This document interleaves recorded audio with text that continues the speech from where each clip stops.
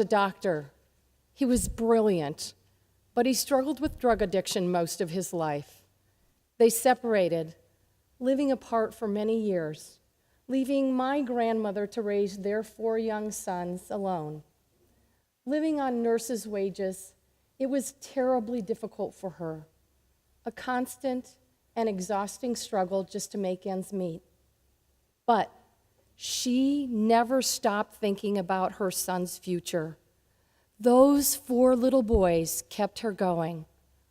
Mostly by her own example, she instilled in them the importance of self-reliance and hard work. She taught them that the key to a better life was education, education, education. All 4 boys finished high school, went on to college, and served in the military. 3 became doctors, 1 became an engineer. One of those doctors was my dad. And because my dad worked very hard, my childhood was very different than his. I grew up in a solid, safe, middle-class neighborhood. I never worried about whether I would have enough to eat or if the heat would be turned off during the sub-zero Minnesota winters. I knew from an early age I was going to college and that my parents would support me. I was raised to believe that I could accomplish anything I set my mind to, all because 85 years ago, my Grams put her family on a path out of poverty. American families across the country have their own versions of my family story, most with the same takeaway.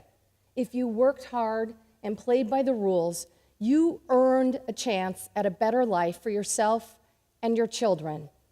These family stories are the realization of the American dream.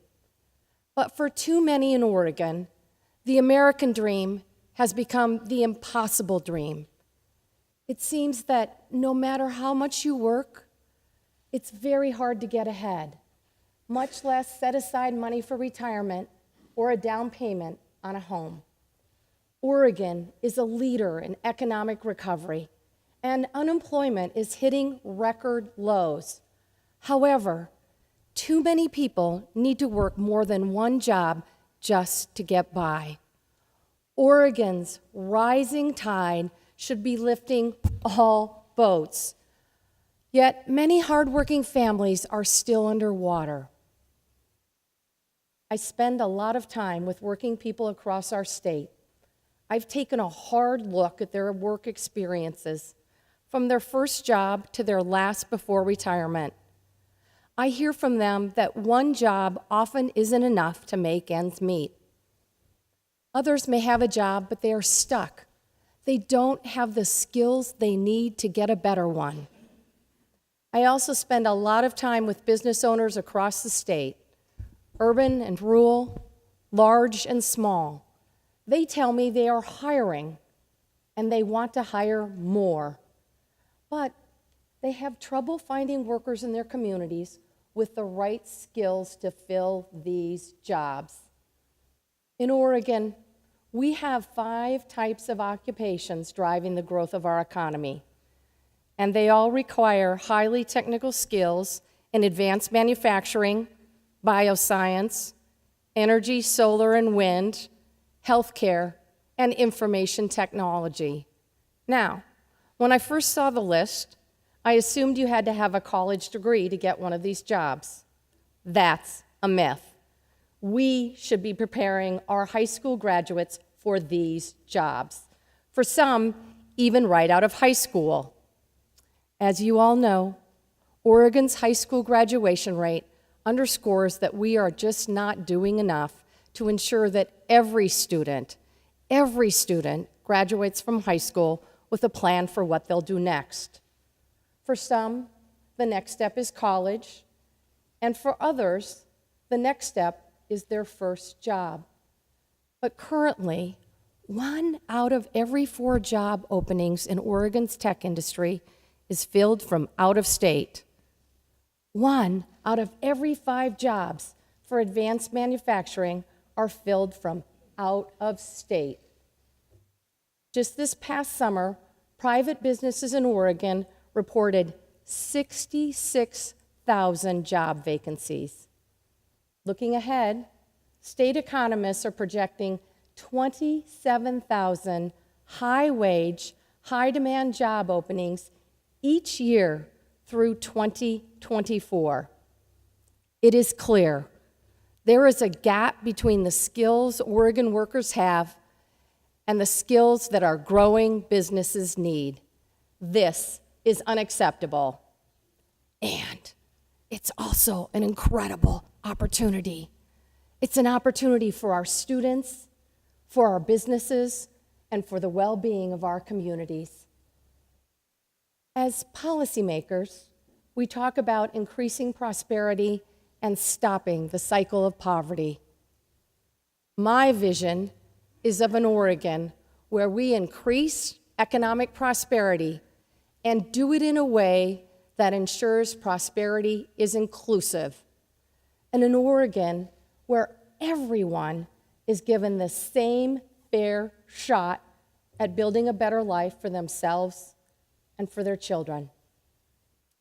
As my good friend Tom Chamberlain says, the single best way to get a family out of poverty is through a good paying job.